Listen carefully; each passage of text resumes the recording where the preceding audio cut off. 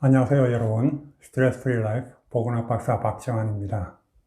새해를 맞이해서 오늘은 여러분들에게 제가 생각하는 삶에서 가장 중요한 전략 또는 원칙에 대해서 말씀을 드리고자 합니다. 이를 위해서 저는 여러분들에게 세 가지 사건을 소개해 드리겠습니다.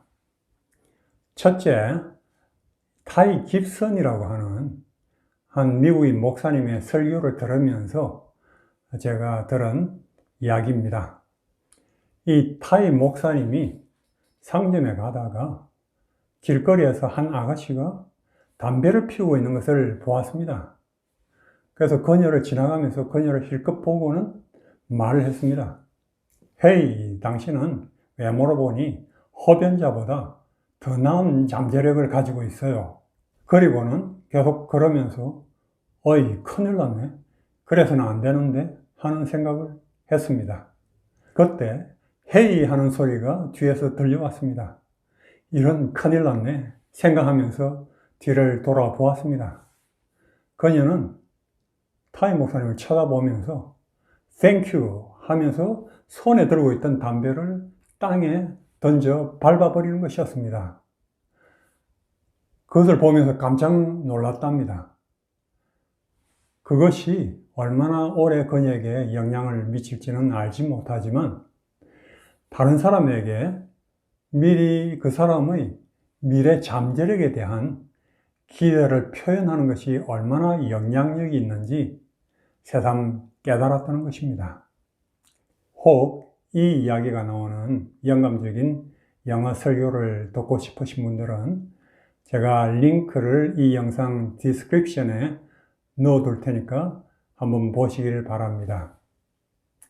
둘째, 1960년대 하버드 대학교 심리학자인 로버트 로젠탈 박사는 한 실험에서 한 초등학교 교사들에게 그들이 지도할 학생들이 지적인 능력이나 학업 성취 가능성에서 아주 높은 아이들임을 믿게 하였습니다. 그렇지만 사실은 무작위로 선발한 다른 반 아이들하고 똑같은 학생들이었습니다.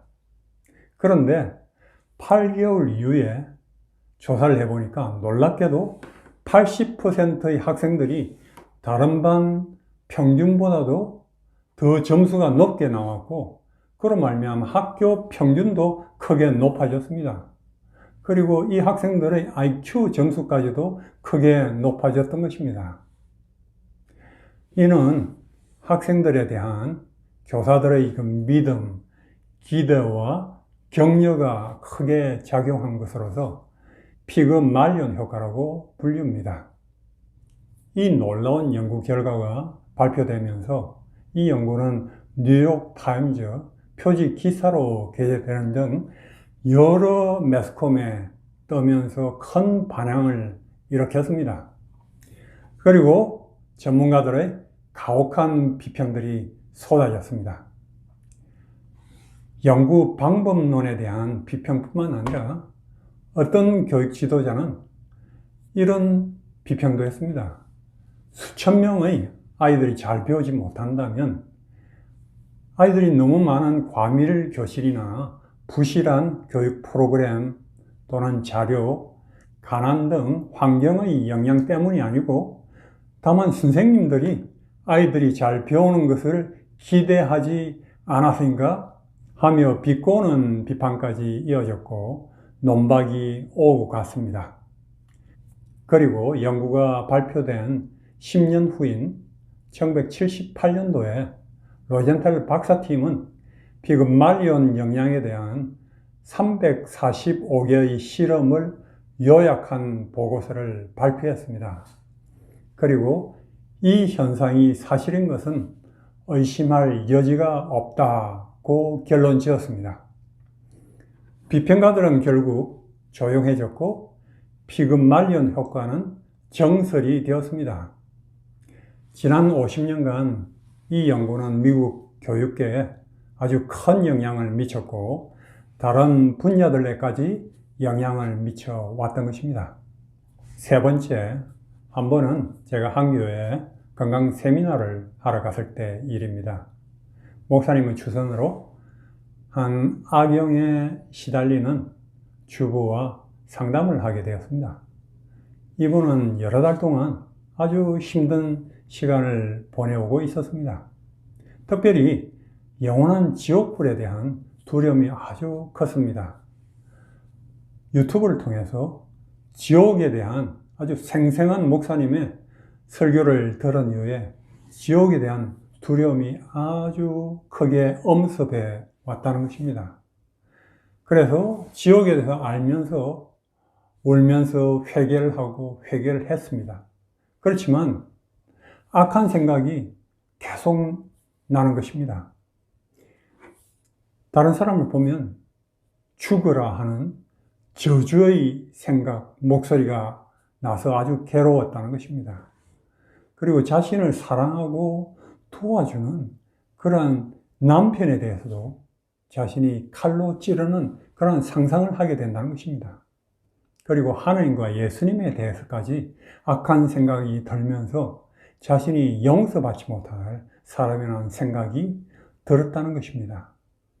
악령에 시달려온 그녀는 한 달 동안 잠을 전혀 자지 못했다는 것입니다.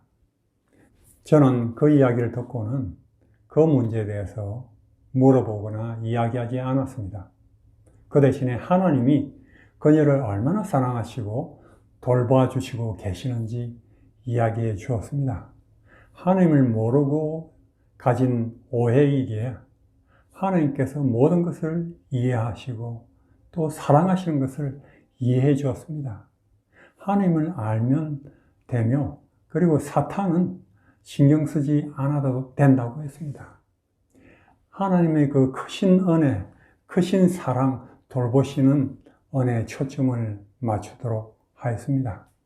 성경 말씀을 인용하면서 너는 나의 사랑하는 딸이다. 내가 너를 돌본다. 내게 구하고 나를 의지하라. 하나님을 가까이 하라. 그리하면 가까이 하시리라. 내가 너를 떠나지 않고 지켜주리라. 기도하라. 내가 들어주리라. 는 등의 말씀을 전하면서 하나님의 딸로서 그녀의 자화상이 변화되도록 이야기를 해 주었습니다. 그 다음날 상담 시간에 그녀는 한 달 만에 잠을 잘 수가 있었다고 하였습니다. 사흘 동안 상담하면서 조금씩 좋아진 그녀는 다른 주에 있는 제게로 와서 치유받으려 했지만 그 당시 저희가 숙식 프로그램을 하지 않았기 때문에 한국의 한 치유센터를 소개해 주었고 또 그녀는 그곳에 가서 지내게 되었습니다. 4개월 이후에 돌아온 그녀는 제게 전화를 하면서 회복된 기쁜 소식을 전해 주었습니다.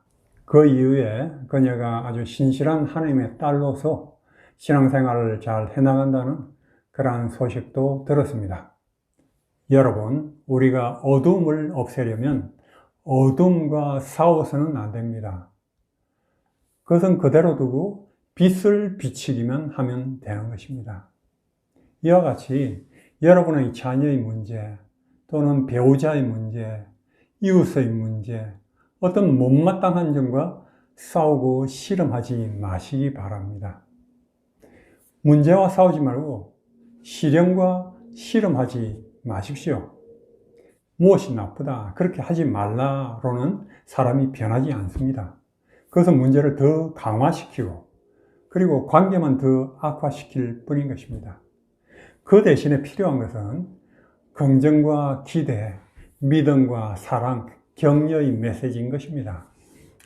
이와 같이 여러분들이 질병의 고통으로부터 벗어나고 싶으시다면 질병과 싸우지 말고 여러분들의 건강 습관을 정진시키고 그리고 마음의 즐거움을 더 많이 갖도록 노력하시길 바랍니다. 그러면 대부분의 질병들이 다 사라질 것입니다.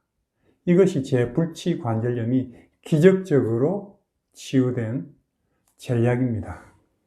여러분, 지금 신종 코로나로 인해서 아주 어려운 이 시기는 과거 어느 때보다도 믿음과 소망, 사랑의 메시지가 필요한 때입니다.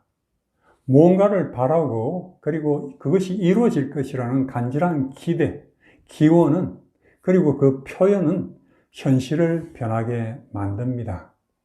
비록 혹 여러분들의 현실이 탄식이 나오고 질식할 것 같은 미래에 대한 두려움이 엄습해 온다 할지라도 길은 있습니다.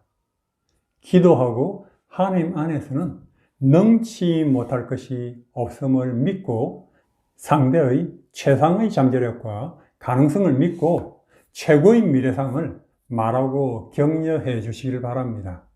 그것을 반복하십시오. 시간이 흐르면서 그것이 열매를 맺는 것을 보게 될 것입니다. 그리고 여러분 자신에게도 성경을 통해서 힘주고 격려하는 메시지로 그와 같은 열매를 맺을 수 있습니다. 지난 100년간 뇌과학의 가장 대표적인 성과 중 하나로 손꼽히는 것이 바로 뇌가소성에 관한 것입니다. 즉 우리 인간의 뇌가 아주 놀랍게 유연하게 적용하고 변화한다는 것입니다. 나이가 많아도 상관없이 뇌가소성이 있다는 것입니다. 동물과 달리 우리 인간은 머릿속에 떠올린 상상을 현실로 만들어내는 그러한 창조적인 능력을 가지고 있죠. 그래서 상상하기 어려운 변화를 이뤄낼 수가 있습니다. 뇌에 어떤 자극을 주느냐에 따라서 우리 뇌의 작동 방식이 변하는 것입니다. 결론적으로 우리는 반복적으로 생각하고 자신이 초점을 맞추는 방향으로 변화합니다. 즉 바라보는 대로 변화한다는 것이죠. 그러므로 어떤 문제, 어떤 순간에도 가장 긍정적이고 좋은 것을 찾고 바라보고 생각하고 기대하고 표현해야 한다는 것입니다.